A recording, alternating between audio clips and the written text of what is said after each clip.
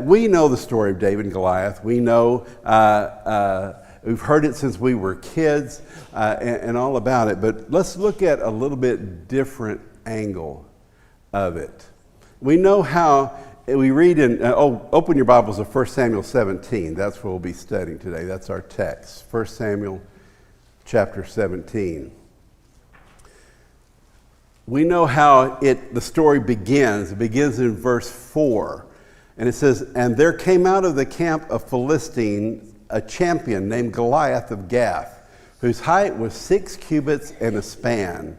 He had a helmet of bronze on his head. He was armed with a coat of mail, and the weight of his coat was 5,000 shekels of bronze.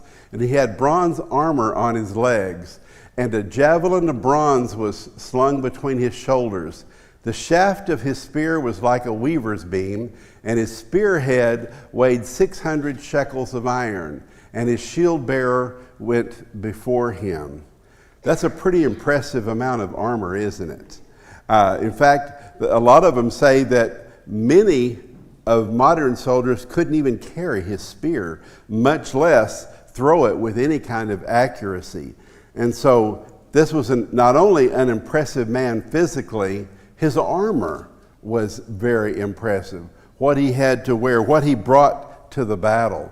What he brought to the battle was a great amount of physical strength and a great amount of military might.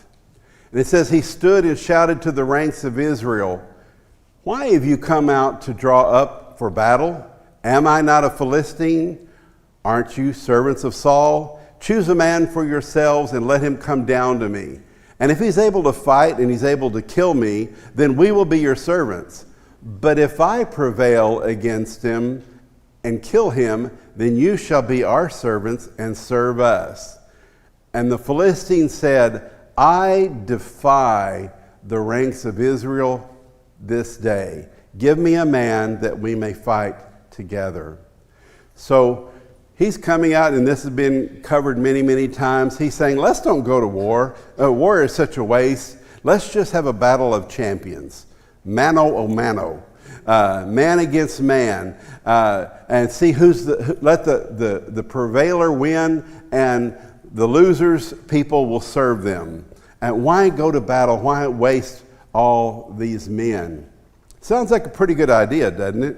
I mean, couldn't you see if, Russia and Ukraine got together and they just had 2 men go out and fight instead of all the killing that's taking place, all the civilian deaths, all the property damage that's taking place? Sounds like a pretty good idea. Why do you think he was making such an offer? I think he thought he knew what the outcome would be.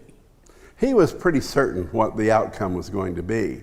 I mean, by the world's standards, did he have much to worry about? We wouldn't think so. We know that his people, the people of Gath, the giants, were feared from long ago. Do you remember when the children of Israel were sending the spies into the land of Canaan, and they came back and gave what report?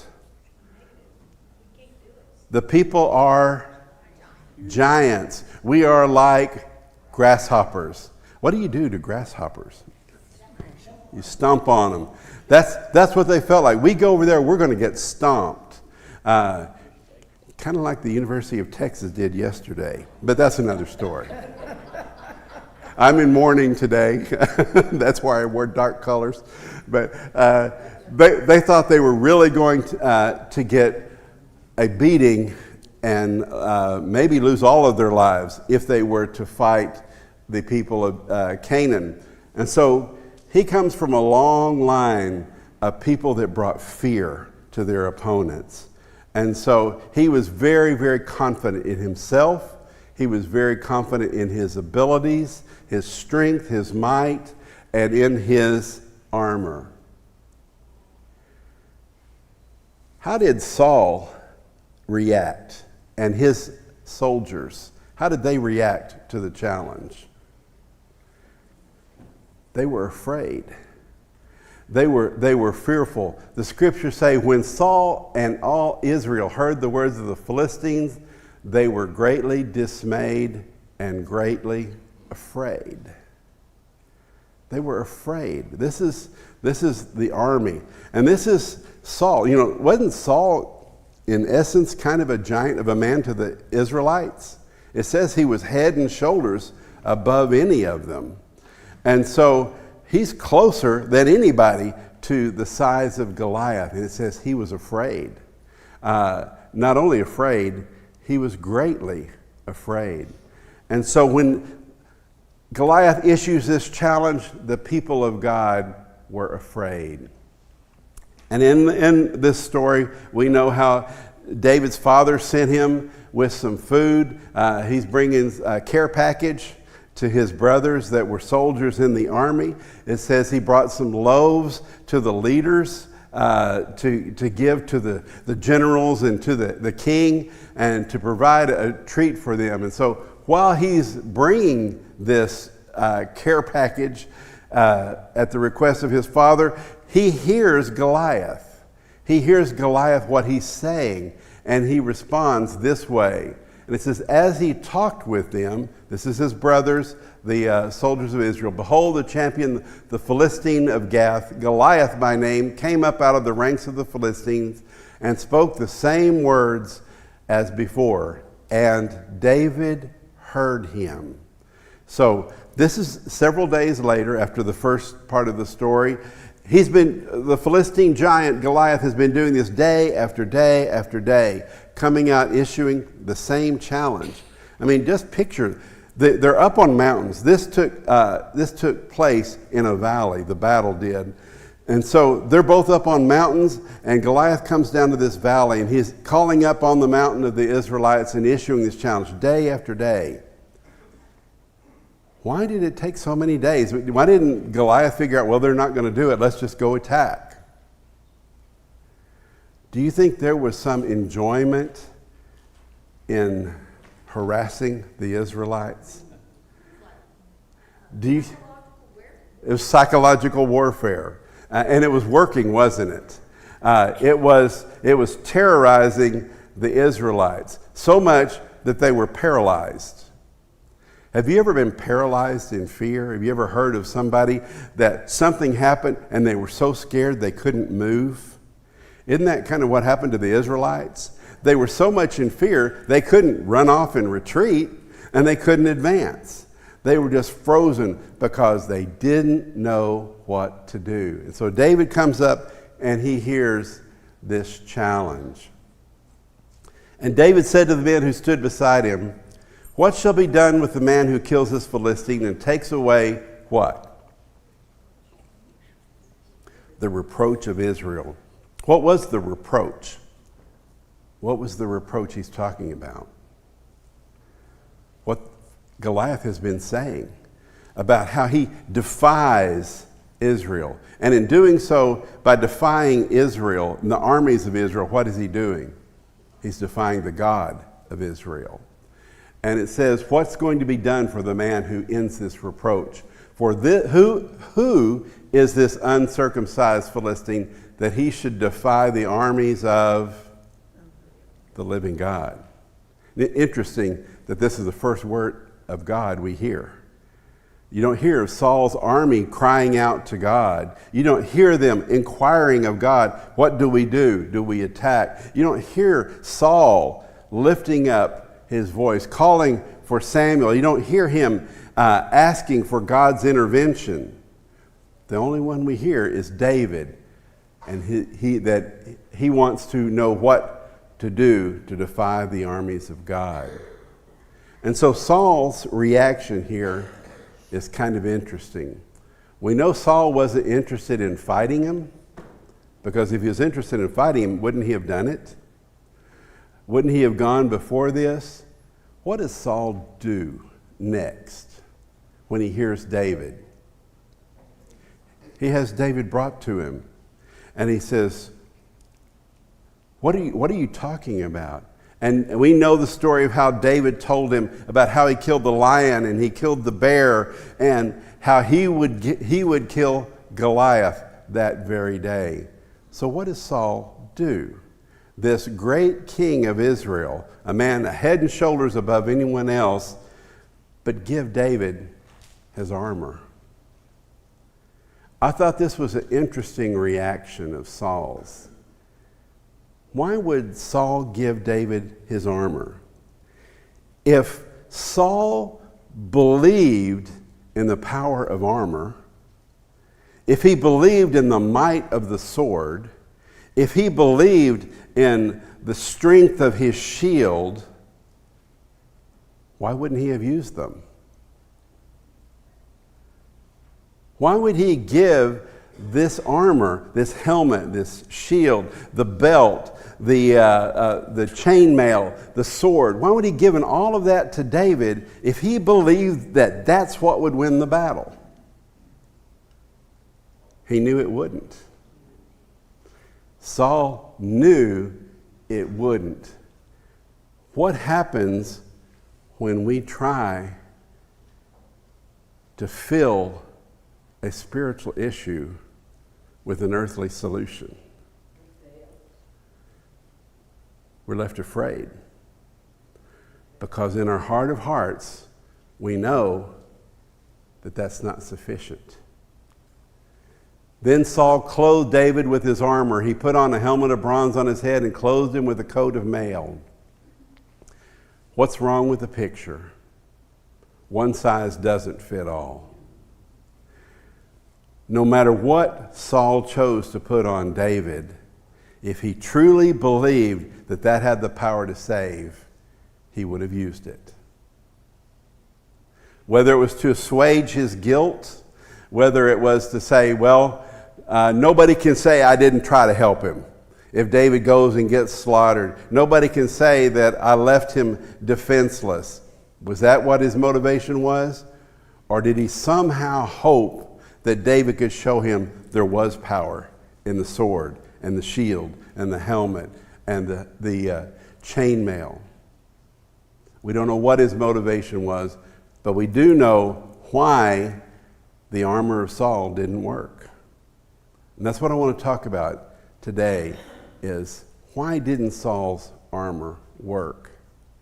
The first reason is you can't fight a spiritual battle using physical armor. I call this a spiritual battle, but isn't it really physical? I mean, wasn't Goliath a physical person? Wasn't that sword and spear that he carried a physical threat? How in the world could I call that a spiritual battle? What do you think? I think they were only thinking physically instead of spiritually. David was thinking spiritually. Okay. David was thinking spiritually. They were only thinking of the physical. And what does that mean if they were only thinking of the physical? They were thinking of physical solutions, weren't they? They were thinking of how are we going to make this work? Ephesians 6:12 further confirms this, that our struggle is not against flesh and blood, but against the rulers, against the authorities, against the powers of the dark world, and against the spiritual forces of evil in the heavenly realms. Who did Goliath actually represent? Did he represent the Philistine people? Or did he represent Dagon, the god, quote unquote, of the Philistines, the idol that they worshiped? Isn't that really who this battle was against? Was God going to deliver the victory to Israel, or was Dagon going to deliver the victory to the Philistines? This is really the spiritual battle that was taking place, is whose God is greater. We've heard stories and heard great lessons on how the 10 plagues, all the 10 plagues were direct assaults on what? The God of Egypt. About the God of fertility and the God of water and the God of the sun, and how God chose a plague to represent and confront each of those false gods. This is what's going to happen here, is we have to realize that this was a spiritual battle, not just a physical. When we limit battles to purely physical, we only have physical means to fight them. And sometimes our physical means aren't sufficient.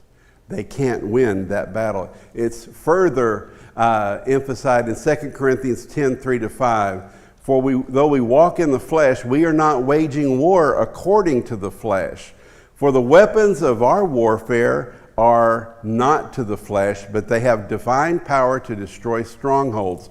We destroy arguments and lofty opinion raised against the knowledge of God, and take every thought captive to obey Christ. That's kind of an interesting concept of going to battle. I've never had, by my own volition, I guess, the honor to serve in the military. I've never been in battle, but I know it takes extraordinary courage to do that. And I look back at some of the films of D-Day. Have you seen those? About how they show our army, our soldiers and Marines, how they stormed the beaches in this incredible amount of German fire, and soldiers were dying left and right, and yet they still marched forward. How did they do that? They captured their thoughts. They took control of their thoughts, and that brought them courage. When we fight against these principal spiritual battles, we have to capture our thoughts. We have to center our thoughts that it is God's power, not our might.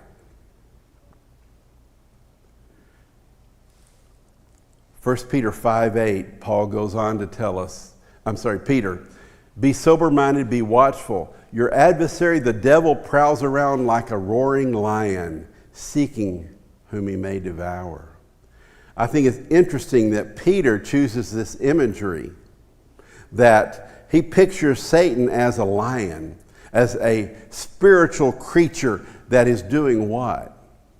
He wants to devour you. He wants to consume you. He wants to destroy you. What do we know about Peter? Where would Peter come up with this kind of imagery? Listen to what Jesus told Peter in Luke 22:31. When he was foretelling Peter's denial, he said, Simon, Simon. Notice it's interesting here. He doesn't say Peter. He always called him, after he changed his name, he always used the term Peter until right here. He said, Simon, Simon, behold, Satan has demanded to have you, that he might sift you like wheat. He's telling Peter, Satan's asking for you. And I really love some of the other translations. Some of them say, Satan has asked for you by name. And so Peter definitely has this mindset that it's a spiritual battle, that Satan is a powerful spiritual being, and his goal is to destroy us. Just like Goliath was intent on destroying the Israelites, Satan is intent on destroying us. And just like Goliath could not be defeated with physical weapons that the Israelites had, he was only defeated by the weapons provided by God, which was through the Spirit that David possessed. What types of spiritual battles do we look at today? We don't have that giant standing across us with a sword and a spear, but we do have giants that we face in our everyday life. I made this list, and I left question marks at the bottom because I know this list is far from complete. But look at it and just see, how many of those giants have you faced in your life? How many of them are you facing right now? Do any of us have a temptation to sin right now? Did we have it yesterday, the day before? What types of temptation to sin are out there? I think of it every time somebody cuts me off on the road. I think of it every time that someone treats me unfairly, or someone is mean to me and I don't feel like I deserve that kind of treatment. There are many, many ways that we are tempted to sin every day. Paul talks about how his desire to do what is right, but he doesn't do what is right. He says, I do what's wrong. And he says, what a wretched man I am. Who is going to save me from this body of sin and death? He recognized that our flesh is tempted every day. We fight that battle every day. Paul said he had to do what? Buffet his body daily. And contrary to popular belief, it's not buffeted his body daily. And what that means is, like a soldier, he trained his body every day to give it to God. What about doubt and unbelief? Have you ever wondered when you pray, is anybody really there? Is anybody listening? Have you ever prayed and prayed and prayed and prayed and you didn't think it was ever going to come? I can confess I have one that ever since my son was born, I prayed that God would send him a godly wife. I prayed that he would find a woman that would help him lead a life that he would be able to lead, and that together they would make a difference in this world. My son will be 43 next May 29th, and he's currently still single. But he's getting married May 12th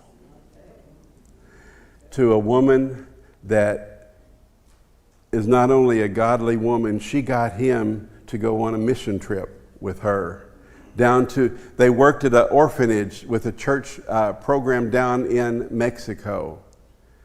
And this prayer that I've been praying for 43 years, that I've been asking, is anybody there? Is anybody listening? I wanted to give up. I was filled with doubt and unbelief sometimes. But God is faithful. God is faithful in His time, not ours. What about fear and anxiety? Have you ever lost a job?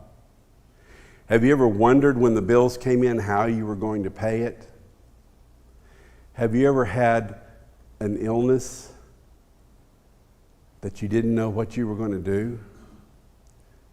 I remember a time once when, make a long story short, I had a growth that I was pretty sure was cancer, and I wouldn't go to the doctor because I was afraid. I didn't want him to tell me what I was afraid it was. And so I went to a doctor on a Friday after I showed the growth to my dad, and he wanted to show it to my uncle who was dealing with a similar cancer issue. And he said, you need to go to the doctor now. So they took me to the doctor, and he said, oh yeah, it's a tumor. Come back Monday, and we're going to biopsy it. I spent the whole weekend thinking I was going to die. And thinking not good thoughts. I was currently painting the house. I was thinking, I'm not going to finish. I'm going to let her next husband finish it. I'm not going to do it for him. No, unholy thoughts. But I spent the whole weekend, I didn't sleep the entire weekend, go to the doctor Monday. He says, yeah, it's a lipoma. I'll go ahead and take it out. And I'm saying, here? And he goes, yeah, we can do it right here. And so he deadens my hip, and he takes it off. And so then I asked him, I said, when do I start the treatment? He said, what treatment? And I said, well, the chemo and the radiation and all that. And he goes, what made you think that? I said, well, you told me it was a tumor on Friday. I said, yeah, but it's a benign tumor that you don't have cancer. And I spent the whole weekend thinking I was going to die. I spent the whole weekend afraid. And I confess that I spent the whole weekend in fear and I didn't give it to God.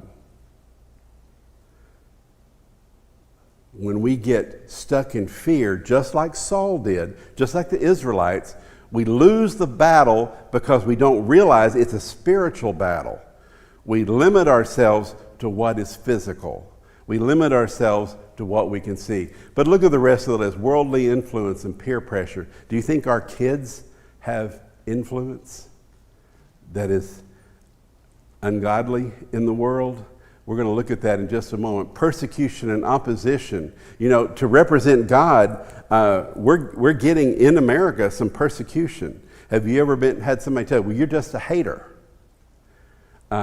You're a hypocrite if you follow it and you don't tolerate what I want to do. If you don't accept what I want to do, you don't know the love of God. What about pride, self-reliance, discouragement, weariness, division and conflict, deception, false teaching, spiritual apathy, and lukewarmness?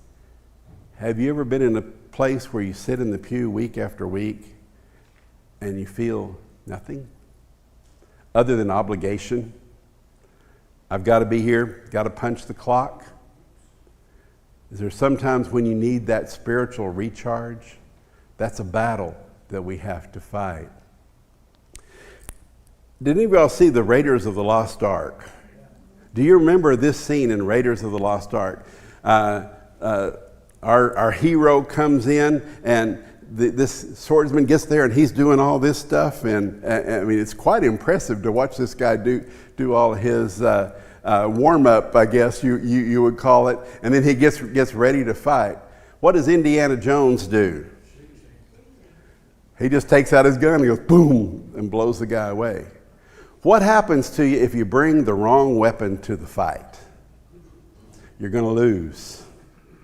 It doesn't matter how good you are or how skilled you are or how powerful you think you are. If you've got the wrong weapon, you're going to lose. That's what would have happened if David went to fight Goliath with Saul's armor. He would have been taking the wrong weapon to the fight. He would have been fighting physically when the fight was spiritual. Another reason why the armor of King Saul didn't work is one size doesn't fit all. We see what David says. David fastened his sword over his tunic and tried walking around because he was not used to them. I cannot go in these, he said to Saul, because I'm not used to them. So he took them off. I mean, picture a guy that is probably almost 2 feet taller than David, because David was probably about 17 years old at the time and very insignificant. I mean, his brothers even laughed him off as far as being a soldier. So this thing was probably almost dragging the ground. This tunic of chainmail was probably to his knees. He said, I can't walk. I can't fight in these. It says, so he took them off. I don't know why David even put them on, because he had the confidence, but he did. Maybe it was simply to show Saul that one size doesn't fit all. Your solution won't work for me. Make a note of that. Your solution won't work for me. One size doesn't fit all. You know, Babe Ruth was one of the greatest hitters of all time. One of the things that many of you may not know is how strong this guy was. His bat was 36 inches long. It weighed anywhere from 44 to 54 ounces, depending on what part of his career. Do you know what today's batters use? I mean, we look at Aaron Judge, I think, is pretty much the biggest and tallest and broadest of the current players.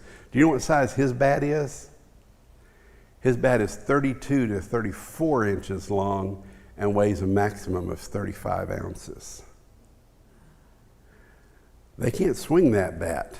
Babe Ruth's bat wouldn't enable them to do what they do today. So putting Babe's bat in Aaron Judge's hand wouldn't work. It wouldn't provide the victory.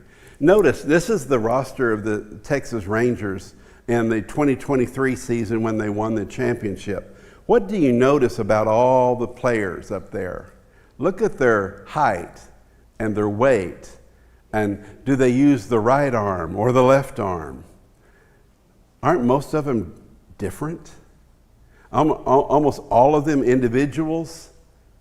So trying to put one bat, one uniform on all of these players wouldn't work because they're individuals. Why wouldn't Saul's armor work? Is one size doesn't fit all.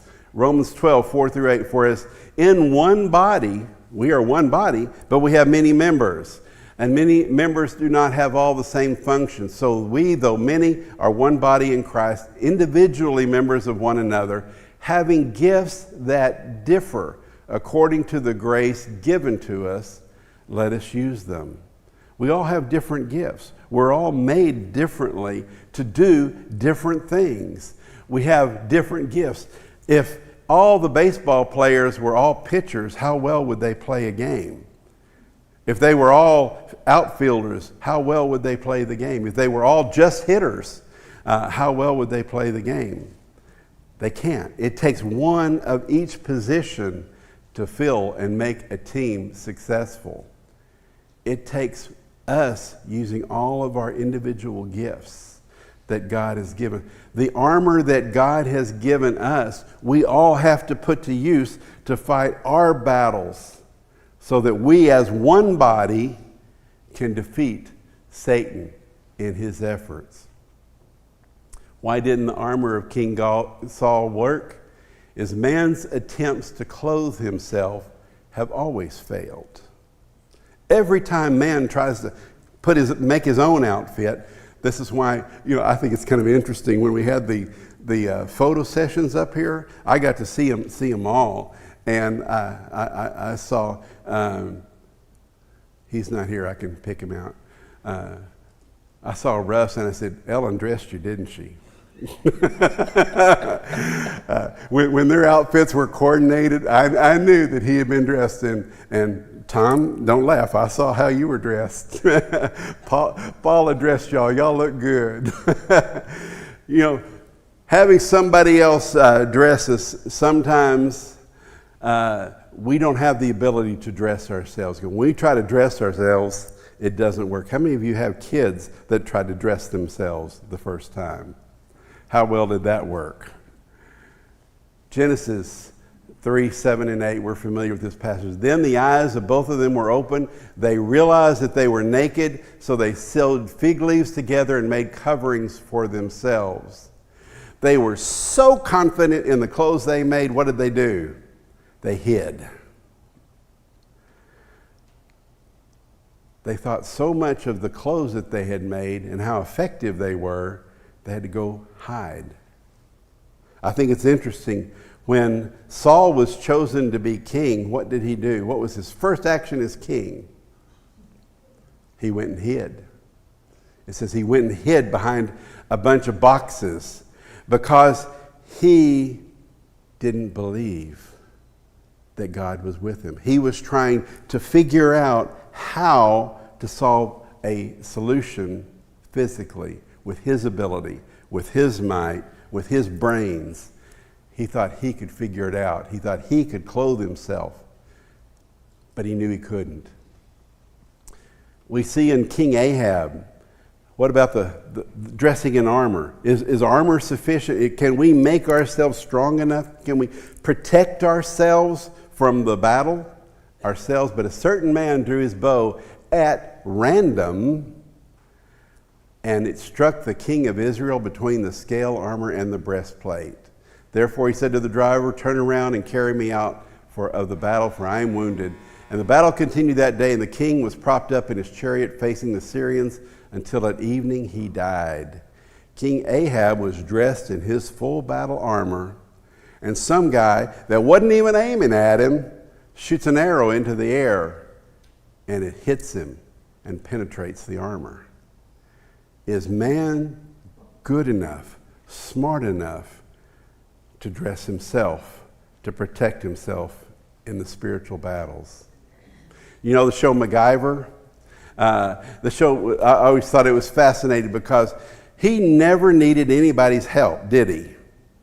He could always figure out a solution all on his own. He could use a paperclip, a Band-Aid, this is actually from an actual show, duct tape, a piece of chewed up chewing gum, and his trusty Swiss Army knife. And he could take a plane that hadn't flown in over 40 years and make it fly. Yeah, exactly. And he never needed anybody because he could always figure it out himself. But what we know is man can't do that. And I have a question. Why would we, if we have a spiritual problem, if our marriage is in trouble, for example, or if we're having trouble fighting temptation, why would we go to earthly people for a solution? They don't know better. It's interesting on the show Cheers how they would go and ask these guys for marriage advice. These guys who are in a bar instead of home with their wives every night. These guys who, some of them have been divorced more than 4 times. Why do we go to the earthly people, the physical people of this world, to answer spiritual problems? Why do we ask our friends, our co-workers, before we look to the people of God for solutions? 2 Corinthians 6, 14 to 15. Do not be yoked together with unbelievers, for what do righteousness and wickedness have in common? What fellowship can light have with darkness? What harmony is there between Christ and Belial? Or what does a believer have in common with an unbeliever? We can't look to physical people for a spiritual solution. We need to look to spiritually involved people. I have a lot of people that I deal with in grief recovery that are not Christians, and they're looking for solutions. They look to the world. This is what they find. Stephen Hawking, considered to be the smartest man that ever lived, this is his solution. I regard the brain as a computer which will stop working when its components fail. There is no heaven or afterlife for a broken down computer.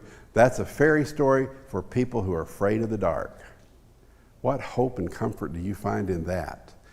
What about this? J. Michael Straczynski, a writer and filmmaker of a lot of our current films that are out. As an atheist, I believe that life is unspeakably precious because it's only here for a brief moment, a flare against the dark, and then it's gone forever.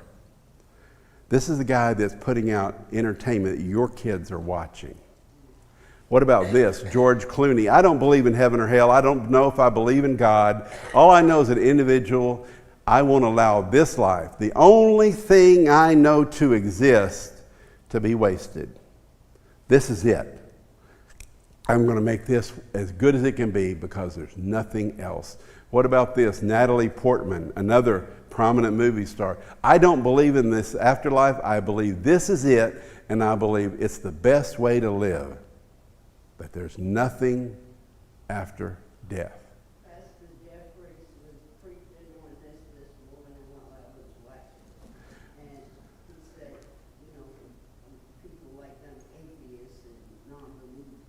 Yes.